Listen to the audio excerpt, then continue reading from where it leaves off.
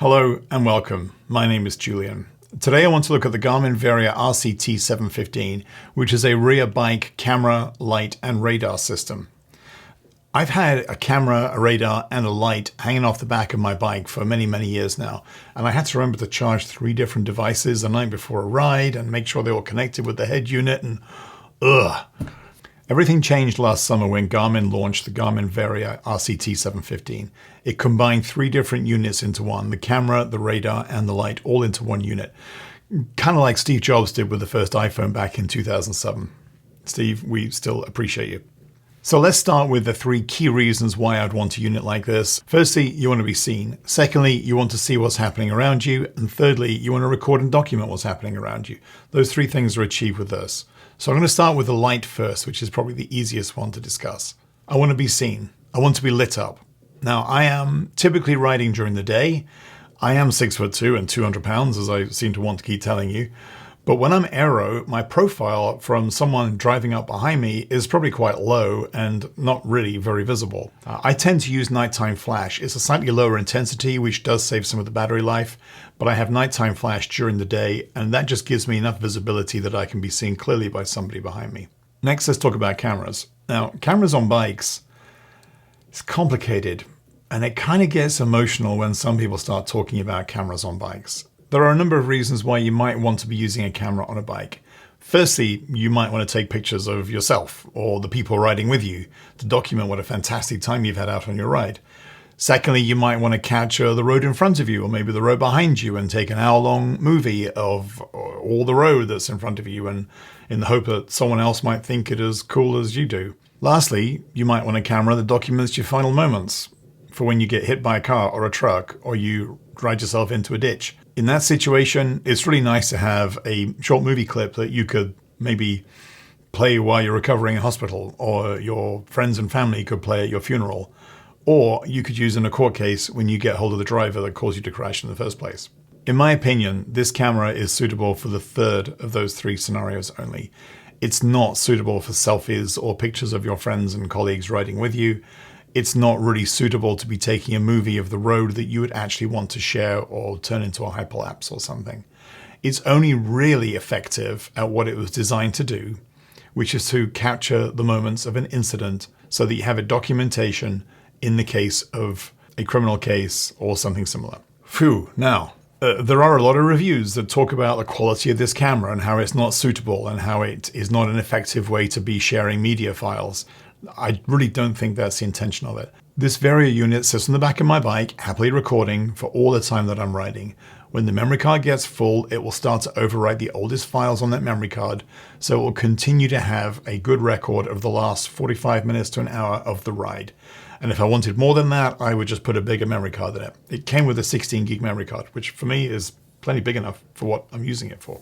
If I need to access those files, I can do so with the Garmin Varia app, or I can just take the memory card out, put it in my Mac, and download the files on my Mac, which I would say to you, if you're really going to download these files, is way easier than using the app. It's just pull the memory card out, put it in your computer.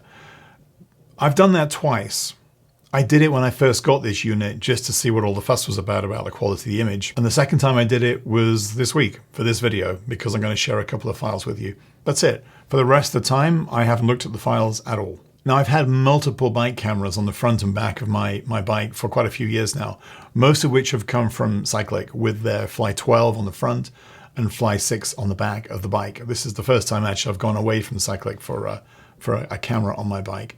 The video quality has improved with each generation of these different cameras, but we're not at a stage where you could enhance the image to such a point that you could see a license plate very clearly. You can't go all Blade Runner here and zoom right in and see a very clear image. And this is again something that I've read and seen in a lot of reviews, people complaining that you can't make out the license plate. I'm in North Carolina. I'm in one of a number of states that don't have front license plates on cars anyway. So there's not a lot of point. But if you want to see, for example, that you had right of way at a stop sign, that you had right of way at a stoplight, that your way was green, or if you want to be able to demonstrate that a car came way too close to you if you're in a state where there are laws about minimum passing distance, well then this camera is going to very clearly document those sorts of things. I took the bike out yesterday. I had my Fly 12 CE on the front from Cycliq, and I had the Garmin Varia unit on the back. But you can see here, the quality is not that much different. The overlay information, by the way, you can put a lot more in the Garmin one. You can also put GPS location if you want. I just choose not to do that, but I choose to have speed on there, time of day, and so on, because it captures the moment and when it happened and what I was doing at the time that it happened. Just because I've mentioned the Cycliq Fly 12 CE, I know that they brought out a more recent camera. I think that was last summer. It's the Fly 12 Sport camera now. It's 4K, it's lighter, it's smaller, it's better performance apparently. But I haven't really had a need to change the Fly 12 CE that I have on the front of my camera, so I haven't really looked at it. The Garmin Varia can record in 720 or 1080 resolution. I just have it set in 1080. There is no 4K here. There is also a little record symbol on my Garmin head unit at any time that it's recording, which I love. It means I don't need to look at the status lights on the unit. I don't need to look at anything else. I don't need to check that it's recording. I know it's recording, and it's pretty much recording all the time. You can set it to not record. You can set it to record continuously from the moment you turn it on, or you can set it to record only during an incident and then for a certain number of minutes after that incident. I have it on continuous record. You can have it on the incident record, but I don't really see the benefit of doing that. You're obviously going to produce a lot fewer movie files, but since you're only going to capture these files and take them off the memory card when something's going on, who cares? So I have it running continuously. The third item on here is the radar. I don't think this radar unit is any different to the previous generation of radar units that Garmin had when it was just a light and a radar unit.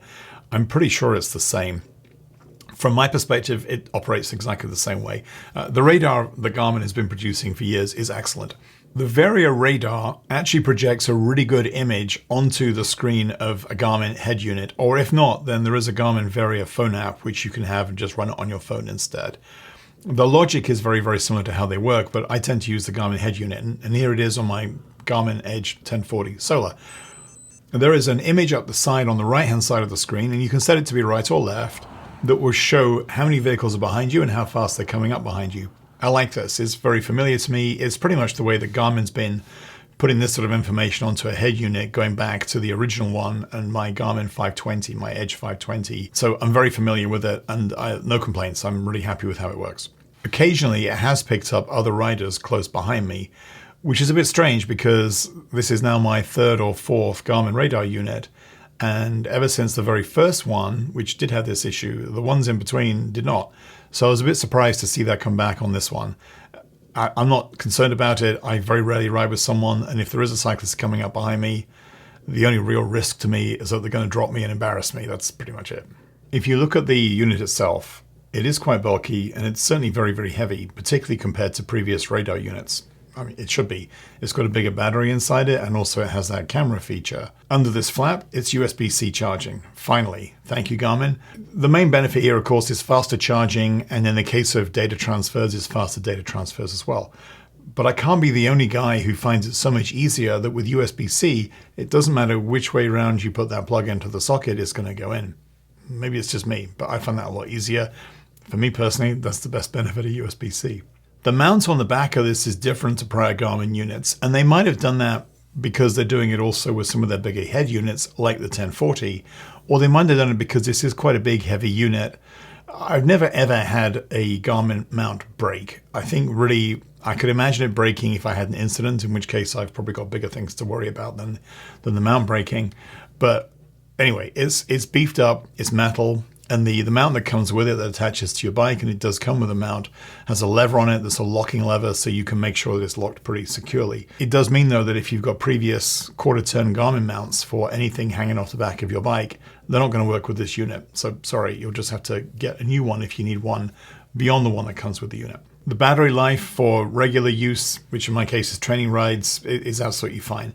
If I have the light on nighttime pulse, and it's the light really that makes a difference to the battery life, I have the radar on and I have the camera recording continuously in 1080, then I'm finding I'm getting about 4 hours or thereabouts use out of this unit before the battery starts to, well, die. I can also check the battery life if I just go into sensors here on the Garmin head unit. I can look at the battery life of this, and actually I can also look at the Fly 12 on the front which isn't a Garmin product, but it still gives enough information to the Garmin head unit. I can see what the battery life is of the front unit as well. So that helps. It gives me some guide about how much battery I'm using and how much I've got left. If I look at the connectivity to my head unit, the Edge 1040, it's immediate. It pretty much is immediate. And again, once it's set up, it communicates very, very well. While you're riding, there are some controls that you have on the head unit. You can take a photograph, you can save a clip, you can also switch the light pattern if you want to while you're riding. You can do all that from the Garmin head unit. There are some things that you have to go into the Garmin Varia phone app in order to change. For example, if you want to change the overlay on the image, you can add GPS, take GPS away, add or take away speed. The speed default that I got was on kilometers an hour. I want miles an hour, so I had to do that in the Garmin phone app instead. So to come back to what I said at the beginning, this is an opinion piece based on my experience, which is now almost a year, which is why I think I'm capable of talking to you a bit about how good this is in real life. Firstly, am I happy with it? Yeah, absolutely. I clearly am. I do like some of my Garmin products, and this is on that list. I now have 3 things only to put on my bike, apart from myself and my water, maybe some gels, is I put a front camera on, which is also a light. I put my rear camera light radar unit on, which is this one, and I put the head unit on, and that's it. I'm off. I'm gone. So I really think it's been super convenient to be able to put all these things into one unit. If I wanted to see something improved, having stabilization and 4K would mean that I could maybe use those clips for something other than just incident documentation. But I think I'd be doing that at the front and not the back of my bike. So really, I don't care so much. Improving the battery life would be better for me. It would mean I don't have to be managing the battery life when I get on long rides. But typically, I'm only doing maybe 4 or 5 rides of 5 hours or more in a given year's training.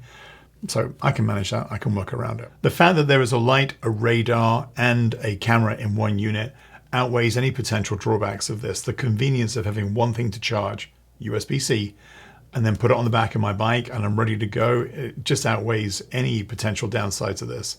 Yeah, it's heavier than some other units, but we're talking a few ounces here. And again, 200 pounds, 6'2", sitting on my bike, a few ounces doesn't really make a huge amount of difference to me. That's it. I hope this is useful. If it was, please like and subscribe. Look forward to seeing you in the next video.